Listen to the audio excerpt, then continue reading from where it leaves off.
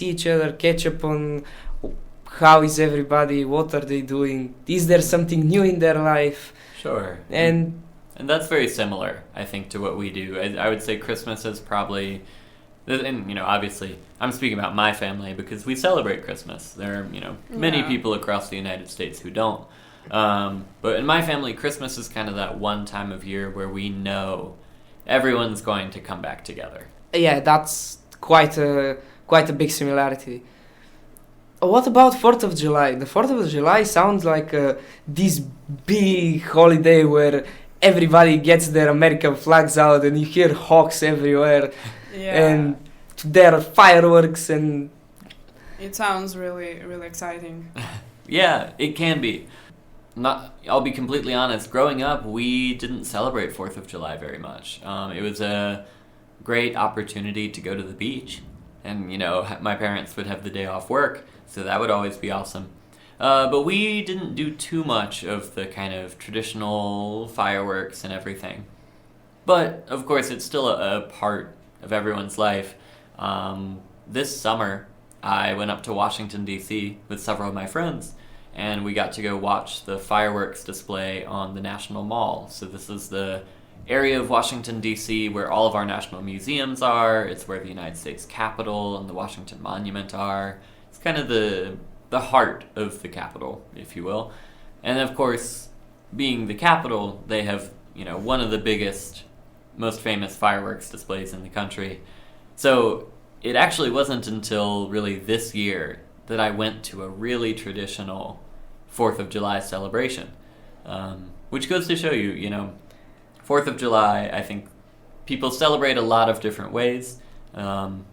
It's not always the stereotypical way of fireworks and the greatest barbecue you have ever seen in your life. Every year it's better and better.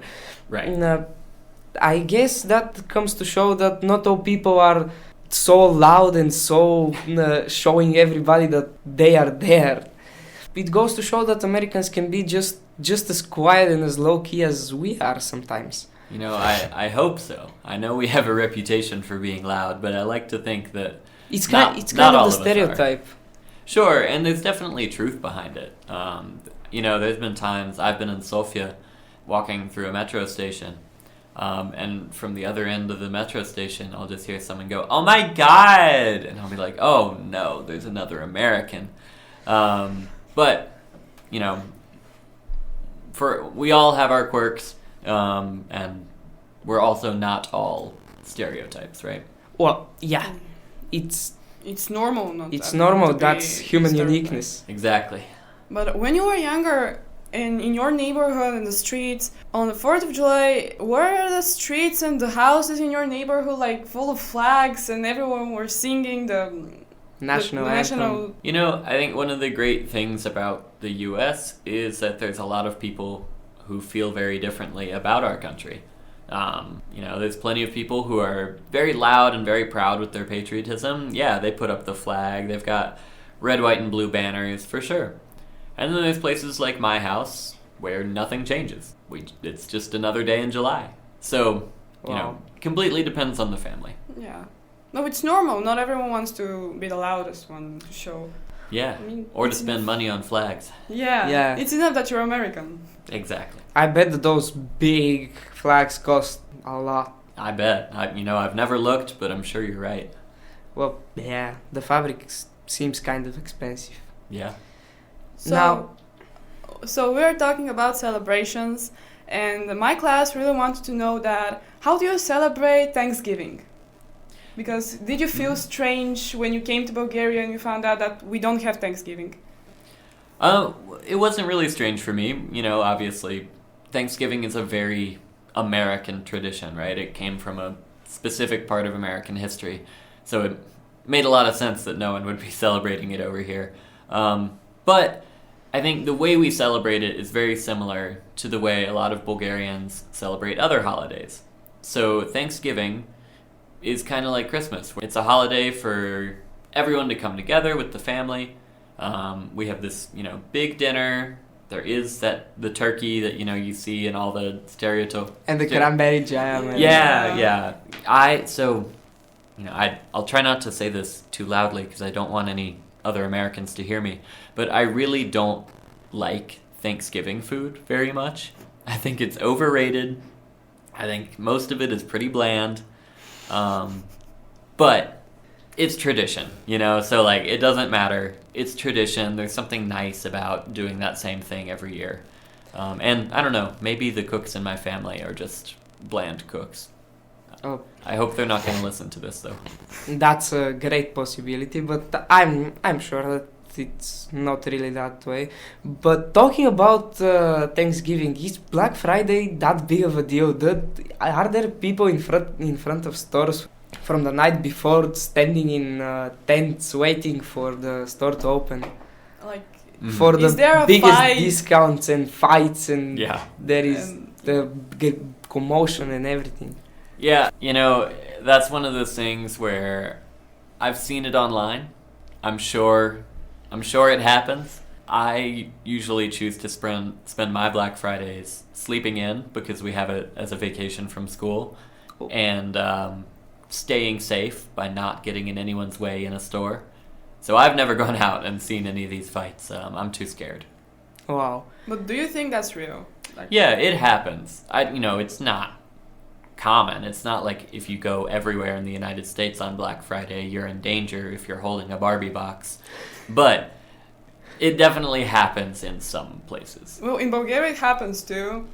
Oh, yeah? Yeah, while we were on COVID, and there was that the oil was there was too a- expensive, and the Kaufland opened, and suddenly all of the people.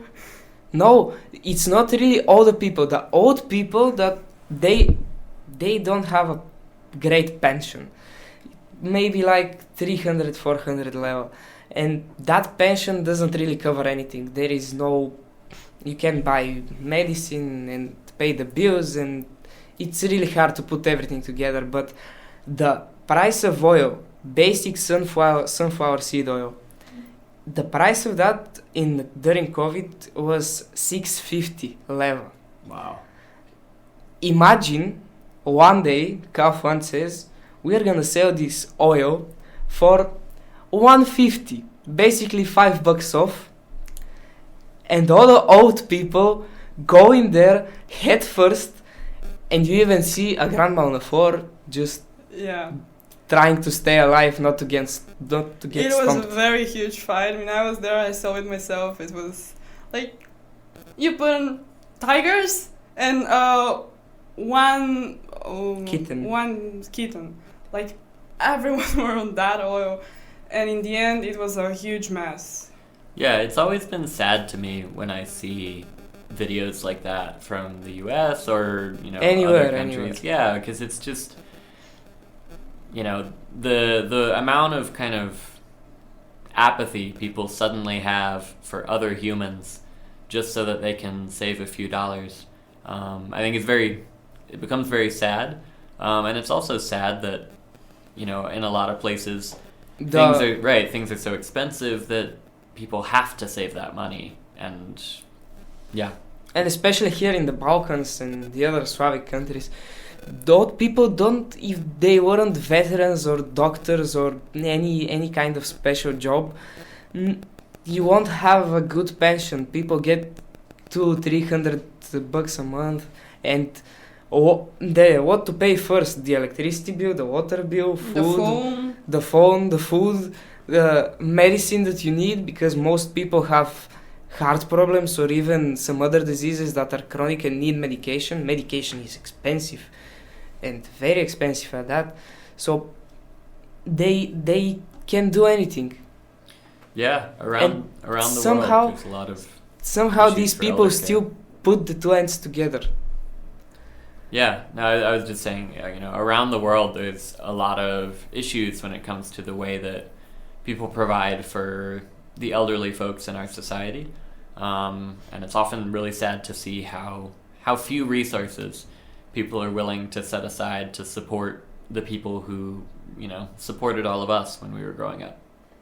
Yeah, honestly, very sad. And that's all over the world. Things like that happen. Yeah. Now, away from the sad things, now Sure. But back to the holidays, it was always interesting to me. People in the media say that American food is full of artificial colors and it's bad, and it's also in those big packages, like 5 kilograms of ground beef for $10. Is that true? Is it true that one American actually eats like 3 burgers a week? So, I'll take that one at a time. Once again, I'm not an expert, but from, what I've been able to Personal read, experience. and, from my personal experience, there are definitely, chemicals and, added things in American food that make them, often very unhealthy. Now, the reality is that you can buy all sorts of food in the United States, whether it is very expensive, organic, just purely natural stuff, all the way down to totally processed, completely artificial, right? So everything is kind of there. It really depends on what can you afford and what are you willing to put your money into, which is not that different from the way it is in Europe in a lot of ways. I don't know the specifics on, all the rules and regulations for who gets to put what into what food, but really what it comes down to is the same as everywhere, right? People with a lot of money can afford to buy really nice things. People without money can't. And they buy what they can. Right. And so, sorry, real quick, just to get to Joanna's question about the burgers, Yeah. that's why a lot of Americans buy 3 burgers a week, right? Because they're selling burgers at places that are relatively affordable for a lot of families. It's easy. It saves time, right? If you are a working family and the parents maybe don't have a lot of time to prepare a meal or to spend that time in the kitchen. So, I know there's a stereotype of the American burger, and I mean, Lord knows I love a good burger. But there's obviously a more nuanced side to the whole idea of Americans always eating burgers. Yeah, that's kind of stereotypical. So, do you have any questions for us to answer?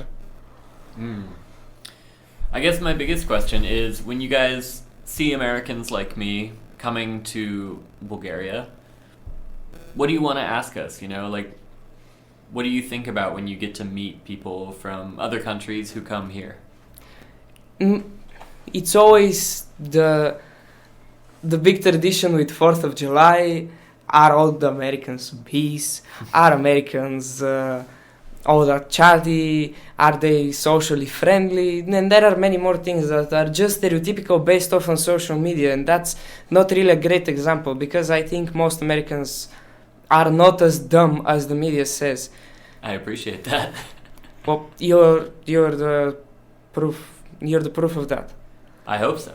Yeah, for me, the mainly question that when I see American, I really want to ask them is like, what was your childhood like? I mean, for me, it was really interesting to see what's the difference between the Bulgarians' childhood and the Americans, because I know that there is a very big difference. Yeah, and I mean, for me, those kinds of conversations are the coolest part about being here, right? Is that I've lived a very different life from a lot of people here. They've lived a different life from me. And I think there's a lot to learn for both sides of that conversation. So it's really cool to get to have those kinds of conversations every day in school. Yeah. So I think with that we'll wrap it up. Това беше от нас. Надяваме се подкастът днес да ви е харесал. Чао!